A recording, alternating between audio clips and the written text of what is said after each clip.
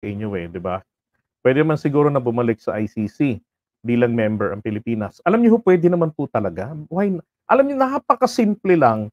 Okey, so eto ha, bago tayo magsimula sa topic natin. Alam niyo po ba, um, nai-content ko na 'to dati, eh, tinuro ko na sa inyo papaano po babalik tayo sa ICC. Sino nakakaalala dun? Taas ang kamay. Type 1 yung nakakaalala. Type 2 yung alam kung paano tayo babalik. Ano lang ang dapat gawin ng presidente, i-type niyo po. Oh, sige po. I-type niyo lang, oh. Naalala niyo ba kung ano yung tinuro ko sa inyo nun? Type 1. Ah, oh, yun, naalala ni Joseph Bangog. Oh, yung, proseso. Anong gagawin dapat ng presidente natin? Oh, alam niyo, dapat alam niyo yun, 'di ba? Jean Diaz, magandang, tanghali po. Sir Carlos Maglasang sabi niya, "We don't need eloquent and maverick senator na wala kay bato. Sana may common sense siya at logic." Alam niyo sir, meron naman po yun. Napakagaling pong tao ni Bato de la Rosa nung siya po ay nasa PMA pa. Number 1 nga siya sa, hindi ko alam kung ano yun, nakalimutan ko na eh. Pero magaling siya, 'di ba? Hindi naman graduate ng PMA yan kung hindi yan magaling eh. Ang problema lang, 'pag nadikit kay Duterte, kailangan mo talagang maging, former magaling. Katulad ni ano, ni ah, Harry Roque. Ano ho ba ang title ni Harry Roque ngayon?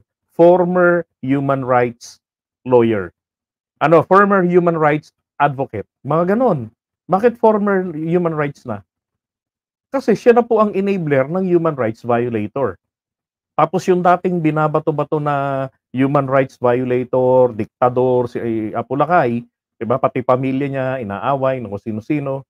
Ngayon ito yung, administrasyon na nagbibigay daan, 'di ba, para maisulong ang pakikipaglaban sa mga human rights violators.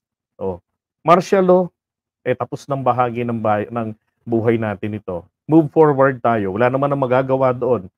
May compensation naman, yung hinihingi nila, 'di ba? Do'n tayo sa ngayon. Yan ang problema, kailangan pagka dumikit ka kay Duterte, kailangan magpakatanga ka. Eh, yun naman ang hindi ko kinaya.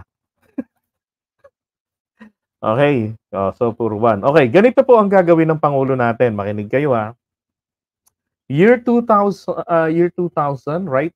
Pinasok ni ERAP itong, Rome Statute, International Agreement. Ngayon, ang gagawin ngayon ng ginawa ni Duterte, ginawa nila PBBM, niratipikan nila ang, noong 2011, November 1, ang, Rome Statute. So, naging member tayo officially ng ICC o ng Rome Statute. Pagdating ng, panahon ni Duterte, was 2018, eh, kumalas siya kasi nga po tatamaan pala siya, hindi niya akalain. Hindi niya napag-aralan. So, kumalas. The following year, 2019, kalas na po tayo. Okay? So, anong ginawa ni Duterte roon? Nagpadala ng sulat na kami ay kumakalas na. Hindi kailangan ang mga senador na mag-conform pa sa kanya.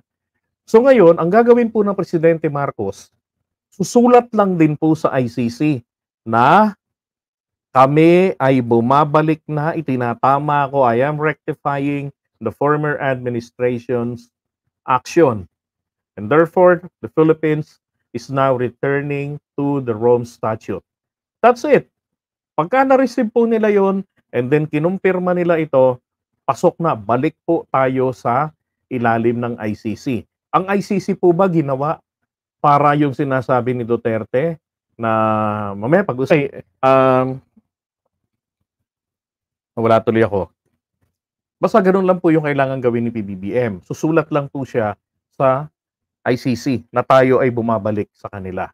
Yung sinasabi diyan kasi ni Duterte na ito pong, ICC ay ginawa lamang ng mga Western, former colonizers.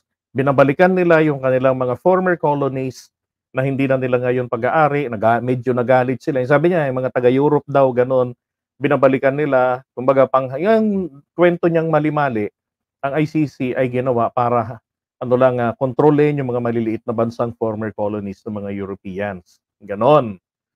Eh, bakit yung mga European countries member din? Yung mga colonizers member din except the US and China. Hindi, China was a colony, 'di ba? Pinaghati-hatian ng mga European countries 'yan. So, ibig kong sabihin wala akong kinalaman yung kuwento ni Duterte yun. That's a misleading, 'di ba? Mali po yung hindi ho gano'n ang purpose nung ginawa ang ICC. Ang purpose po nito ay para po ito maging deterrent, bukod para maging deterrent sa kung sino ang, kung sino yung, posibleng umusbong na tyrant, okey? Para wala nang mangyari na magkaroon uli ng isang diktador na mamamatay tao, yung, hindi lang yung salitang, "To, tang-ina niyo, papatayin ko kayo." Walang gano'n-gano'n na, okey? Ngayon, um, bukod po doon, para kung sakali po na merong lumitaw na gano'ng klaseng tao disregarding the law, tapos, hindi magamit yung mga batas natin dito. Kasi alam niyo ho, yung mga ganyang klaseng tao, yung mga diktador, kontrolado po nila pati ang hudikatura. Tignan niyo yung nangyari sa kaso nung, kay Leila de Lima, 'di ba? Pagdating dito sa kaso ng, ni-rape ni Apollo Quiboloy, si Amanda, 'di ba? Piskal pa lang, dinismiss ang kaso, samantalang ang lupit-lupit ng ebidensya. Hindi binigyan ng pagkakataon na makatungtong ng korte, dinismiss ang kaso.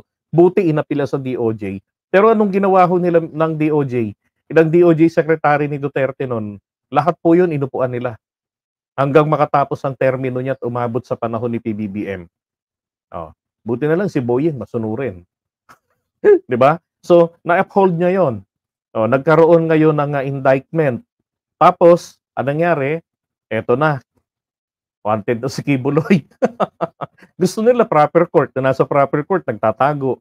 Tinuturo na naman ng US, kailangan naman daw nila ng security and assurance na hindi manghihimasok ang Amerika dito. Eh, hindi naman pala pasok yung ano sa tawag dito, sa extradition treaty, hindi naman pala uubra kasi may kaso na rito si Kibuloy, eh, priority yung kaso rito sa Pilipinas.